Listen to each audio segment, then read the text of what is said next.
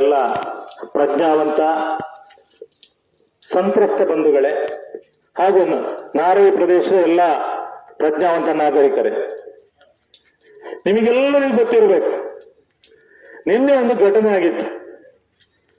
ಬಿಸಿ ರೋಡಲ್ಲಿ ಒಂದು ಹದಿಹರೆಯದ ಹುಡುಗಿ, ಸಣ್ಣ ಪ್ರಾಯದ ಹುಡುಗಿ, ಅದೆಷ್ಟೋ ಕನಸುಗಳನ್ನು ಹೊತ್ತು ತನ್ನ ಬದುಕಿನ ಬಗ್ಗೆ ಯೋಚಿಸ್ತಾ ಇದ್ದಂತ ಒಂದು ಕಲಿತು ಕೆಲಸಕ್ಕೆ ಸೇರಿದಂತ ಒಂದು ಸಣ್ಣ ಹುಡುಗಿ,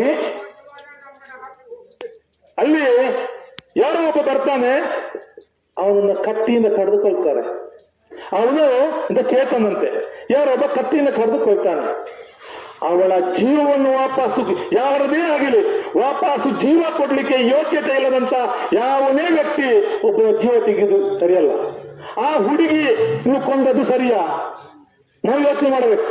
ನೀವು ಇಲ್ಲಿ ಸೇರಿದವರೆಲ್ಲರೂ ಹೇಳ್ತೀರಿ ಆ ಹುಡುಗಿಯನ್ನು ಕೊಲೆ ಮಾಡಿದ್ದು ಅಕ್ಷಮ್ಯ ಅಪರಾಧ, ಅವನಿಗೆ ಜೀವನ ಶಿಕ್ಷೆಯೋ ಗಲ್ಲು ಶಿಕ್ಷೆಯೋ ಎನ್ಕೌಂಟರ್ ಏನ್ ಬೇಕಾದ್ರೂ ಮಾಡಿ ಅಂತೇಳಿ. ಅದೇ ರೀತಿಯಲ್ಲಿ ಆ ಚೇತನಿಗೂ ಮೊನ್ನೆ ಇನ್ನೊಮ್ಮನೆ ದಾಳಿ ಮಾಡಿದ್ರಲ್ಲ ಕೆಲವು ಅಧಿಕಾರಿಗಳು, ಅವ್ರಿಗೆಂತ ವ್ಯತ್ಯಾಸ ಉಂಟು? ಅವರಿಗೂ ಇಲ್ಲ. ನಾನು ಕೇಳುದು, ಆ ಚೇತನೆಗೆ ಹುಡುಗಿಯ ತಲೆ ಕಡ್ದ, ಅದೇ ರೀತಿ ಬದುಕಿನ ತಲೆ ಕಡ್ದಂತ ಈ ಅಧಿಕಾರಿಗಳಿಗೂ ವ್ಯತ್ಯಾಸ ಇಲ್ಲ.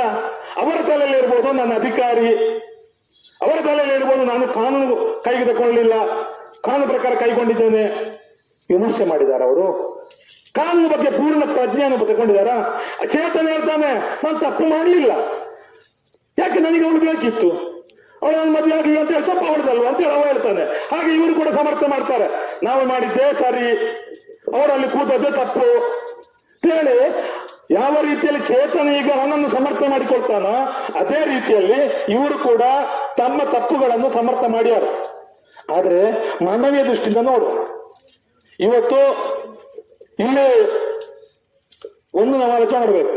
ಈ ಪಂಚಾಯತಿಗೆ ಅನುದಾನ ಬರ್ತದೆ, ಪಂಚಾಯತಿಗೆ ಆದಿವಾಸಿಗಳಿಗೆ ಅನುದಾನ ಬರ್ತದೆ, ಅದೇ ರೀತಿಯಲ್ಲಿ ನಕ್ಸಲೈಟ್ ಫಂಡ್ ಅನ್ನು ಬರ್ತದೆ ಅಲ್ವಾ? ನಿಮ್ಮ ಬುಡಗಟ್ಟು ಜನಾಂಗಕ್ಕೆ ಬೇಕಾಗಿಯೇ ಕೋಟ್ಯಾಂತರ ರೂಪಾಯಿ ಬರ್ತದೆ. 5 ವರ್ಷದಲ್ಲಿ ಎಷ್ಟು ಕೋಟಿ ಬಂದಿತ್ತು ಹೇಳಲಿಕ್ಕೆ ಆಗುದಿಲ್ಲ. ಅದೆಲ್ಲವನ್ನೂ ಕೂಡ ಇವರು ಪ್ರಾಮಾಣಿಕವಾಗಿ ಈ ಜನರಿಗೆ ವಿತರಿಸಿದ್ದೇ ಆಗಿದ್ರೆ, ಈ ಜನರಿಗೆ ಅಭಿವೃದ್ಧಿಗೆ ಬೇಕಾಗಿ ಕೆಲಸ ಮಾಡಿದ್ದೇ ಆಗಿದ್ರೆ ಇವತ್ತು ನಮಗೆ ಈ ಪಾಡು ಬರ್ತಿರ್ಲಿಲ್ಲ. ಅದೊಂದು ಲೂಟಿ ಮಾಡಿದವರ ಬಗ್ಗೆ ಏನ್ ಮಾಡಿದಿರಿ? ಏನಾದ್ರು ಮಾಡಿದ್ರ? ಅದರ ಬಗ್ಗೆ ಏನಾದ್ರೂ ಕ್ರಮ ತಗೊಂಡ್ರ? ಅವರು ಬೇಕಾದ್ರೆ ನಾಳೆ 10-15 ಕಡೆ ಜಾಗದ ಖರೀದಿ ಮಾಡಬಹುದು, ಅವರಿಗೆ ಹಣ ಬರ್ತದೆ ಈ ರೀತಿ ಮಾಡಿ. ಆದ್ರೆ ನಮಗೆ ಖರೀದಿ ಮಾಡ್ಲಿಕ್ಕೂ ಹಣ ಇಲ್ಲ, ನಮ್ಮಲ್ಲಿ ಬದುಕೇ ಇಲ್ಲದಾಗಿದೆ. ಈ ಭೂಮಿಯಲ್ಲಿ ಕಾನೂನು ಮಾಡುವವರು ಇಲ್ಲಿ ಹುಟ್ಟಿದವರಲ್ಲ, ಮೂಲ ನಿವಾಸಿಗಳು ನಾವು ಅಂತೇಳಿ ಎದು ತಟ್ಟಿ ಹೇಳುವಂತಹ ಯೋಗ್ಯತೆ ಇರುವುದು ಇದು ಆದಿವಾಸಿಗಳಿಗೆ. ಅವರು ಇಲ್ಲೇ ಹುಟ್ಟಿದವರು, ಮೂಲ ನಿವಾಸಿಗಳು, ಬುಡಗಟ್ಟು ಜನಗಳು. ಅವರಿಗೆ ಕಾನೂನು ಕಾಲದಲ್ಲಿ ಅವಕಾಶ ಕೊಟ್ಟಿದ್ದೀರಾ? ನೀವು ಕಾನೂನು ಕಾಲದಲ್ಲಿ ಅವಕಾಶ ಕೊಟ್ಟಿದ್ದೀರಾ? ಅವರು ಕಾನೂನು ಮಾಡಿದ್ದ ಇದು ಇಲ್ಲೇ ಹುಟ್ಟಿ ಬೆಳೆದಂತ ಇಲ್ಲಿಯವರಿಗೆ ಕಾನೂನಲ್ಲಿ ಅವಕಾಶ ಇಲ್ಲ. ನೀವೆಂತ ಹೇಳ್ತೀರಿ? SIR ಮಾಡ್ತಾರಂತೆ. SIR ಈಗ ಯಾರು ಹೊರಗೆ ಹೋಗ್ಬೇಕಾದ್ದು? ಈ ಬುಡಕಟ್ಟು ಜನಾಂಗಗಳ ಅಲ್ಲ, ಇವರನ್ನು ಒಕ್ಕಲೆಬ್ಬಿಸಿ ಬಂದವರನ್ನು ಹೊರ ಕಳಿಸ್ಬೇಕಾ? ಅವರು ಈ ಪ್ರದೇಶದವರಲ್ಲ. SIR ಅವರು ಹೊರಗೆ ಹೋಗ್ಬೇಕು. ಇದು ಆದಿವಾಸಿ ಬುಡಕಟ್ಟು ಜನಾಂಗ ಅಂತ ಹೇಳುದು ಯಾಕಂದ್ರೆ ಈ ಮಣ್ಣಲ್ಲಿ ಹುಟ್ಟಿ ಬೆಳೆದಂತ ಆದಿವಾಸಿ ವ್ಯಕ್ತಿಗಳು. ಹಾಗಿದ್ರೆ ಅವರನ್ನು ಒಕ್ಕಲೆಬ್ಬಿಸಿ ಬರುವವರು ಎಲ್ಲಿಂದ ಬಂದವರು ಅಂತಾದ್ರೆ ಅವರನ್ನು ಕಳಿಸ್ಬೇಕಷ್ಟೇ, ಪಾಕಿಸ್ತಾನಕ್ಕೋ ಬಾಂಗ್ಲಾಕ್ಕೋ ವಿನಃ ನಮ್ಮನ್ನಲ್ಲ ಸ್ವಾಮಿ. ನಮಗೆ ಎಲ್ಲಿ ಬದುಕು ಕಟ್ಟಿಕೊಳ್ಳಿಕ್ಕಿರುವಂತದ್ದು, ನಾವು ಬದುಕು ಕಟ್ಟಿಕೊಳ್ಳುವರು. ಅಲ್ಲಿ ರಾಮ ದೇವಸ್ಥಾನ ಇದೆ ಅಯೋಧ್ಯೆಯಲ್ಲಿ ಅಲ್ವಾ? ಕೋಟಿ ಲೂಟಿ ಆಯ್ತು. ನಿಮಗೆ ಒಂದು ಸ್ವಲ್ಪ ಆದ್ರೂ ಗಡಿಸಿದ್ರೆ ಅಧಿಕಾರಿಗಳೇ ಒಂದು ಹೇಳಿಕೆ ಕೊಟ್ರ? ನಿಮ್ಮ ಅಧಿಕಾರಿಗಳು ಅಲ್ಲಿ ಸೇರಿದು ಅವರ ಮೇಲೆ ಕ್ರಮ ತಗೊಳ್ಳಿಕ್ಕೆ ಸಾಧ್ಯ ಆಯ್ತಾ? ಅವ್ರ ಮನೆಗೆ ಹೋಗಿದ್ದಾರೆ, ಲೆಕ್ಕ ಮಾಡಿದವರನ್ನ ಅರೆಸ್ಟ್ ಮಾಡಿದ್ದಾರೆ. ಒಂದು ದೇವಸ್ಥಾನದಲ್ಲಿ 1000 ಕೋಟಿ ರೂಪಾಯಿ ಲೂಟಿ ಆದ್ರೆ ನಿಮಗೆ ತಾಕತ್ತಿಲ್ಲದವರು ಬಡಪಾಯಿಗಳು ಮನೆ ಕಟ್ಟಿದ್ರೆ ಒಕ್ಕಲೆಬ್ಬಿಸ್ತೀರಿ. ಇದು ನಿಮ್ಮ ತಾಕತ್ತು? ಎಷ್ಟು ಕಡೆ ಬೇಕು ನಿಮಗೆ? ಬೆಳ್ತಂಗಡಿ ತಾಲೂಕಿನಲ್ಲಿ ಸರ್ಕಾರಿ ಜಮೀನಲ್ಲಿ ಇತ್ತೀಚೆಗೆ ಅತಿಕ್ರಮ ಮಾಡಿದವರು ಬೇಕು. ಸಾಧ್ಯ ಉಂಟು ನಿಮಗೆ ಎಬ್ಬಿಸ್ಲಿಕ್ಕೆ? ತಾಕತ್ತು ಉಂಟು ನಿಮಗೆ? ಇಲ್ಲ, ಅದಕ್ಕೆ ತಾಕತ್ತಿಲ್ಲ. ಅದು ಇಲ್ಲ, ಅವ್ರು ದೊಡ್ಡವರಲ್ವಾ? ದೊಡ್ಡವರ ಸಹವಾಸಕ್ಕೆ ಹೋಗುದಿಲ್ಲ. ಆ ಚೆನ್ನಗಂಗಪುರ ತಹಸೀಲ್ದಾರ್ ಇದ್ರು ಇಲ್ಲಿ, ಚೆನ್ನಗಂಗಪ್ಪ ಅಂತ ಹೇಳಿ ಅವರು SC. ಚೆನ್ನಗಂಗಪ್ಪರ ದಾಸ್ಯರು ನೆರೆ ಹಬ್ಬರ ಮೇಲೆ ಕೇಸ್ ಮಾಡಿದ್ದಾರೆ. 25,000 ಎಕರೆ ಜಾಗ ಜಾಸ್ತಿ ಉಂಟು ಅವರಲ್ಲಿ ಅಂತೇಳಿ. 25,000 ಎಕರೆ ಇವತ್ತಿನವರೆಗೂ ವಸೂಲು ಮಾಡ್ಲಿಕ್ಕೆ ಆಗ್ಲಿಲ್ಲ. ಇವತ್ತಿನವರೆಗೂ ಅದನ್ನು ಸಾಧನೆ ಮಾಡ್ಲಿಕ್ಕೆ ಆಗ್ಲಿಲ್ಲ. ಅವರು 90ನೇ ಇಸ್ವಿಯಲ್ಲಿ ತಹಸೀಲ್ದಾರ್ ಆಗಿದ್ದಲ್ಲಿ 90ನೇ ಇಸ್ವಿಯಲ್ಲಿ ಕೇಸ್ ಮಾಡಿದ್ದು ಮಾತ್ರ ಇದುವರೆಗೆ ಏನು ಮಾಡ್ಲಿಕ್ಕೆ ಆಗ್ಲಿಲ್ಲ. ಅಧಿಕಾರಿಗಳೇ, ನೀವು ಕೂಡ ಬಡ ತಾಯಿಯ ಮಕ್ಕಳ ಹೊಟ್ಟೆಯಲ್ಲಿ ಹುಟ್ಟಿದವರು. ಯಾಕೆ ಬೇಕು ಬಡವರ ಶಾಪ ನಿಮಗೆ? ಯಾಕೆ ಬಡವರ ಒಕ್ಕಲೆಬ್ಬಿಸಲಿಕ್ಕೆ ಬರ್ತೀರಿ? ಅವರು ಬದುಕು ಕಟ್ಟಿಕೊಳ್ಳಿ. ಮೊದಲು ನಿಮಗೆ ತಾಕತ್ತಿದ್ರೆ, ಭೂಮಿ ಬೇಕು ಅಂತಿದ್ರೆ, ಆ ಶ್ರೀಮಂತ ವ್ಯಕ್ತಿಗಳು ಮಾಡಿದ ಅತಿಕ್ರಮಣ ಏನುಂಟು ಅದನ್ನೆಲ್ಲ ಎಬ್ಬಿಸಿ ಮಟ್ಟಿ ನಾವು ಬರ್ತೇವೆ. ನಾವು ನಿಮಗೆ ಬೆಂಬಲ. ಯಾಕೆ? ಅದು ಸಾವಿರಾರು ಜನರಿಗೆ ಬದುಕು ಕೊಟ್ಟಿದ್ದ ಆ ಭೂಮಿಯಲ್ಲಿ. ಎಷ್ಟೋ ಸಾವಿರಾರು ಜನರಿಗೆ ನಿವೇಶನ ಕೊಡ್ಲಿಕ್ಕೆ ಸಾಧ್ಯ ಉಂಟು. ಅಂಥ ಭೂಮಿಯಿಂದ ಎಬ್ಬಿಸಿ, ಯಾರನ್ನು ಬೇಕಾದ್ರೆ ಎಬ್ಬಿಸಿ. ಆದ್ರೆ ಇವರು ಲೂಟಿ ಮಾಡ್ಲಿಕ್ಕಲ್ಲ. ನಿಮಗೆ ಗೊತ್ತಿರ್ಬೇಕಿಲ್ಲಿ ನಮ್ಮ ಬಿಹಾರದಲ್ಲಿ, ಒರಿಸ್ಸಾ ಬಿಹಾರ ಆ ಕಡೆ ಆದಿವಾಸಿ, ನಾನಿನ್ನು ಹೋಗಿದ್ದೆ ಅಲ್ಲಿಗೆ. ಎಲ್ಲಿಗೆ ಬಿಹಾರನ ಒರಿಸ್ಸಾ ನೆನಪಿಲ್ಲ, ನಾನು ಹೋಗಿದ್ದೆ 12ನೇ ಇಸ್ವಿಯಲ್ಲಿ. ಎಲ್ಲ ಆದಿವಾಸಿ ಬುಡಕಟ್ಟು ಜನಗಳನ್ನು ಒಕ್ಕಲೆಬ್ಬಿಸಿದ್ದಾರೆ. ಯಾಕೆ? ರಾಷ್ಟ್ರೀಯ ಉದ್ಯಾನವನ ಅಂದ ಹೆಸರಲ್ಲಿ. ಇದು ರಾಷ್ಟ್ರೀಯ ಉದ್ಯಾನವಲ್ಲ, ಈಗ ಮೊನ್ನೆ ಎಬ್ಬಿಸಿದ್ದು. ರಾಷ್ಟ್ರೀಯ ಉದ್ಯಾನವನದ ಹೆಸರಲ್ಲಿ ಎಲ್ಲ ಅಲ್ಲಿಯ ಬುಡಕಟ್ಟು ಜನಗಳನ್ನು ಒಕ್ಕಲೆಬ್ಬಿಸಿದ್ರು. ಆಯ್ತು, ಒಕ್ಕಲೆಬ್ಬಿಸಿದ್ರು. ಯಾಕೆಂದ್ರೆ ಕಾಡು ಅವರಿಗೆ ಬೇಕು, ಕಾಡಿನ ರಕ್ಷಣೆ ಮಾಡಬೇಕಂತ ಸರ್ಕಾರಕ್ಕೆ ಒಳ್ಳೆ ಕಾಳಜಿ ಕಾಡಿನ ಮೇಲೆ. ಮಾಡ್ಬೇಕಾ ಬೇಡವಾ? ಇವರನ್ನೆಲ್ಲಿ ಕೂತ್ಕೊಳಿಸಿದ್ರು? ಅಲ್ಲಿಗೂ ಹೋದೆ, ನಾವು ಭೇಟಿ ಕೊಟ್ಟೆವು. 2,000 ಮನೆಗಳು ದೊಡ್ಡ ಗ್ರೌಂಡ್ನಲ್ಲಿ ಡಬ್ಬಿ ಹಾಕಿದೆ ಬಾಡು, ಡಬ್ಬಿಯ ಗೋಡೆ, ಡಬ್ಬಿಯ ಬಾಗಿಲು, ಹಾಗೆ ಮಾಡಿ ಒಂದು 2,000 ಮನೆಗಳನ್ನು ಮಾಡಿಕೊಟ್ಟಿದ್ದಾರೆ ಗ್ರೌಂಡ್ ಅಲ್ಲಿ. ದೊಡ್ಡ ಕ್ರೀಡಾಂಗಣ ಅಂತದ್ದು, ಅಲ್ಲಿ ಇವರಿಗೆ ಮನೆ. ಇನ್ನು ಬೇರೆ ವ್ಯವಸ್ಥೆ ಆಗುವಲ್ಲಿವರೆಗೆ. ಮತ್ತೆ ನಮ್ಮನ್ನು ಕೊನೆ ದಿವಸ, ನಾವು 5 ದಿವಸ ಕಾರ್ಯಕ್ರಮ ನಮ್ಮದಲ್ಲಿ, ಕೊನೆ ದಿವಸ ಆ ಆದಿವಾಸಿಗಳಿದ್ದ ಕಾಡಿಗೆ ಕರ್ಕೊಂಡು ಹೋದ್ರು.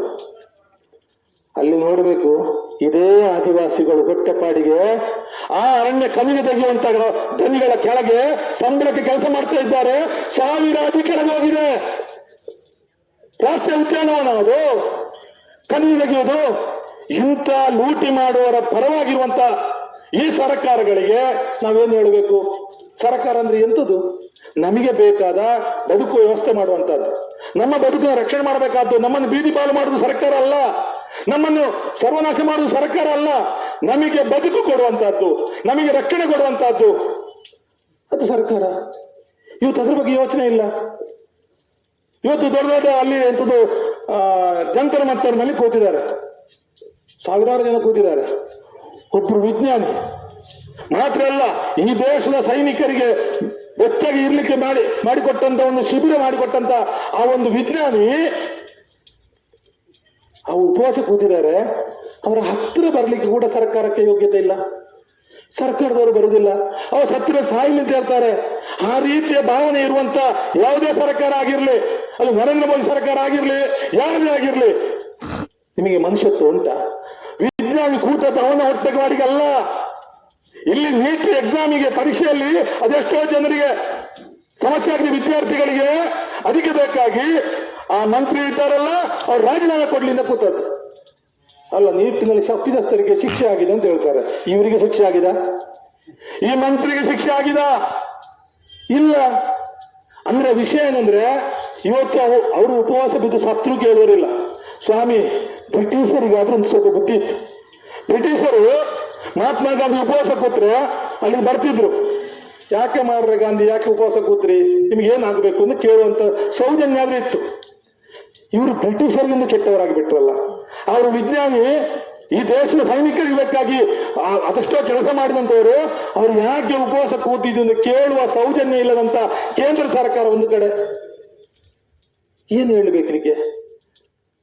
ನಮ್ಮ ರಾಜ್ಯ ಸರ್ಕಾರ ಕಳಸರಿ ಕೆಲವೆಲ್ಲ ಯಾರೋ ನಮ್ಮ ಅವರು ನಿಜವಾಗಿ ನಕ್ಸಲರ ಅಲ್ಲ, ಬಲಿಪಶು ಆದ ಗೊತ್ತಿಲ್ಲ, ಅಂತೂ ಸರೆಂಡರ್ ಆಗಿದ್ದಾರೆ. ನಿಮ್ಮನ್ನು ಬಿಡುಗಡೆ ಮಾಡ್ತೇವೆ ಅಂತ ಹೇಳಿದ್ರು. ಇದುವರೆಗೆ ಅವರು ಇಲ್ಲಿಗೆ ಬರಲಿಲ್ಲ. ಯಾಕೆ ಸುಳ್ಳು ಹೇಳ್ತೀರಿ? ನಮಗೆ ಬದುಕೆ ಇಲ್ವಾ? ಹೇಳಿ, ಆದಿವಾಸಿಗಳು ನೀವು ಬದುಕಬಾರದು, ನೀವು ಸಾವಿರಕ್ಕೆ ಹೋಗಿ ಅಂತ ಹೇಳಿ. ಹಾಗಾದ್ರೆ ಮಾಡಿ, ಸಾಮೂಹಿಕವಾಗಿ ಕೊಲ್ಲಿ. ಈಗ ನಿನ್ನೆ ಅವನು ಕೊಂದಾಗ ಕೊಲ್ಲಬೇಡಿ, ಯಾರು ಚೇತನ ಕೊಂದಾಗಿ ಮಾಡಬೇಡಿ. ನೀವು ಕಾಡಿಗೆ ಬಂದು ನಮ್ಮನ್ನು ಬದುಕು ಬೀದಿ ಪಾಲು ಮಾಡಿ, ನೀವು ಚೇತನ ತರ ಆಗಬೇಡಿ. ನೀವು ಆ ಮುಗ್ಧ ಹುಡುಗಿಯ ಲಾವಣ್ಯನ ಕೊಲೆಗಟ್ಟದ ಹಾಗೆ ನೀವು ಆಗಬೇಡಿ. ಅಧಿಕಾರಿಗಳಿಗೆ ಹೇಳೋದು ನಾನು, ಇಲ್ಲೇ ಪೊಲೀಸರಿಗೆ ಹೇಳೋದು ನಾನು. ನೀವು ಯಾರಿಗೆ ರಕ್ಷಣೆ ಕೊಡಬೇಕು? ನಿಮಗೆ ಸಂಬಳ ಕೊಡೋದು ಯಾರು? ಅಧಿಕಾರಿಗಳಿಗೆ. ಯಾರು ಅಧಿಕಾರಿಗಳಿಗೆ ಸಂಬಳ ಕೊಡೋದು? ಇಲ್ಲಿಟ್ಟು ಪ್ರತಿಯೊಬ್ಬ ಆದಿವಾಸಿಗಳು ಕೂಡ ತೆರಿಗೆ ಹಣ ಕೊಡ್ತಾರೆ. ಅವರನ್ನು ಬೀಡಿ ಕಟ್ಟುವವರು ತಗೊಳ್ಳಿ. ಬೀಡಿ ಕಟ್ಟುವವರು ಈ ನಮ್ಮ ಜಿಲ್ಲೆಯಿಂದ 1,500 ಕೋಟಿ ರೂಪಾಯಿ ಸರ್ಕಾರ ಕೊಡ್ತಾರೆ. 1,500 ಕೋಟಿ.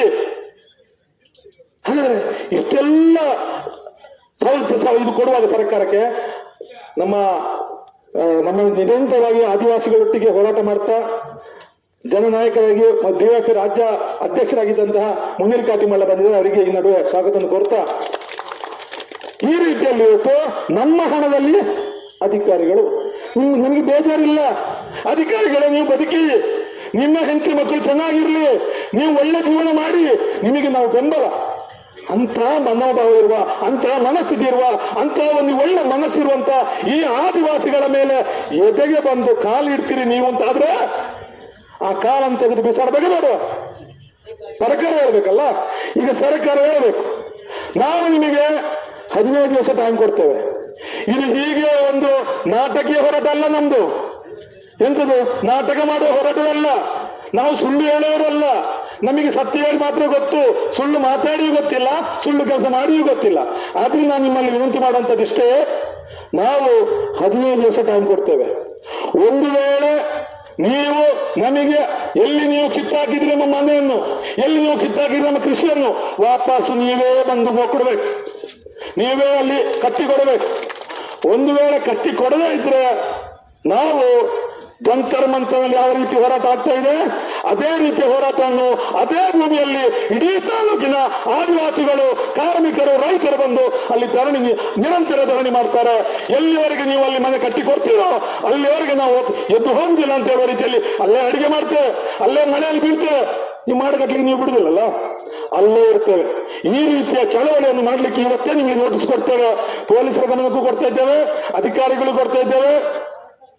ಇದು ಈ ರೀತಿಯ ಹೋರಾಟದಲ್ಲಿ ಬೆಳೆದು ಬಂದಂಥದ್ದು. ಆದಿವಾಸಿಗಳನ್ನು ಸ್ವಾತಂತ್ರ್ಯ ಹೋರಾಟದಲ್ಲಿ ಕೂಡ ಕೊಂದಾಕಿದ್ದಾರೆ. ಬ್ರಿಟಿಷರಾಗಿ ನೀವು ಮಾಡಬೇಡಿ. ಬ್ರಿಟಿಷರು ಆದಿವಾಸಿಗಳ ಸ್ವಾತಂತ್ರ್ಯಕ್ಕಾಗಿ ಹೋರಾಟ ಮಾಡ್ತಾರೆ ಅಂತ ಹೇಳಿ ಕೊಂದಾಗಿದ್ದಾರೆ. ನಮಗೆ ಗೊತ್ತಿರಬೇಕು. ನಮಗೆ ವಿಠಲ ಮಲಕುಡಿಯನ್ನು ಯಾಕೆ ಬಂಧಿಸಿದ್ರು? ವಿಠಲ ಮಲಕುಡಿಯನ್ನು ಬಂಧಿಸಲಿಕ್ಕೆ ಕಾರಣ ಅವರು ಭಗತ್ ಸಿಂಗ್ನ ಭಕ್ತ ಅಂತೆ. ಭಗತ್ ಸಿಂಗ್ನ ಭಕ್ತ ಆದ್ರೆ ಬಂಧನ. ಗೋರ್ಬೆಚುವಿನ ಇವರು ಗೋರ್ಬೆಚು ಎಂಬುದು ಚೆಗುವರನ ಭಕ್ತ ಆದ್ರೆ ನೀವು ದೇಶದ್ರೋಹಿ ಆಗ್ತೀರಂತೆ. ಚೆಗುವರನ ಭಕ್ತ ಆಗಬಾರದು, ಭಗತ್ ಸಿಂಗ್ನ ಭಕ್ತ ಆಗಬಾರದು. ಮತ್ತೆ ಯಾರ ಭಕ್ತ ಆಗಬೇಕು? ಯಾರು ಎಂಜಲ್ ಕಾಸಿಗೆ ಭಕ್ತಾರೋ, ಯಾರು ಲೂಟಿ ಮಾಡ್ತಾರೋ, ಯಾರು ನಾಳೆಗೆ ಅರಣ್ಯದಲ್ಲಿ ಕದ್ದು ಹಣ ಮಾಡಿ ಮರ ಮಾರಾಟದವರು ದುಡ್ಡು ಮಾಡ್ತಾರ, ಅವರೇ ಗುಲಾಮರಾಗ್ಬೇಕಾ ನಾವು? ಬಿಲ್ಕುಲ್ ಸಾಧ್ಯ ಇಲ್ಲ. ನಾವು ಯಾವತ್ತೂ ಕೂಡ ಅಂತ ಕೆಲಸ ಮಾಡುದಿಲ್ಲ. ನಾವು ಭಗತ್ ಸಿಂಗ್ನ ಅನುಯಾಯಿಗಳು. ನಾವು ಸ್ವಾತಂತ್ರ್ಯಕ್ಕಾಗಿ ಜೀವ ಕೊಟ್ಟ ಆದಿವಾಸಿ ಸಮುದಾಯದ ಸಂತಾನದವರು. ನಾವು ಚೆಗ್ನಾರ್ನಂತಹ ಹೊಸ ಸಮಾಜ ಕಟ್ಟಿಕೊಟ್ಟಂತಹ ಅಂತ ನಾಯಕರುಗಳ ಸಂತಾನದವರು ಅಂತ ಹೇಳಿ ಅರ್ಥ ಮಾಡಿಕೊಳ್ಬೇಕು. ಈ ನಿಟ್ಟಿನಲ್ಲಿ ಈ ಹೋರಾಟಕ್ಕೆ ಗೌರವ ಕೊಡಿ. ಹೋರಾಟ ಸಂವಿಧಾನಬದ್ಧ ಹಕ್ಕು. ಸಂವಿಧಾನದಲ್ಲಿ ಆದಿವಾಸಿಗಳಿಗೆ ಪ್ರತ್ಯೇಕವಾದ ರಕ್ಷಣೆ ಇದೆ. ಆ ರಕ್ಷಣೆಗೆ ತಕ್ಕಿರುವಂತಹ ಕೆಲಸ ಅಧಿಕಾರದಿಂದ, ಸರ್ಕಾರದಿಂದ ಆಗಬಾರದೆಂದು ಎಚ್ಚರಿಕೆ ಕೊಟ್ಟು ನನ್ನ ಮಾತು ಮುಗಿಸ್ತೇನೆ. ನಮಸ್ಕಾರ.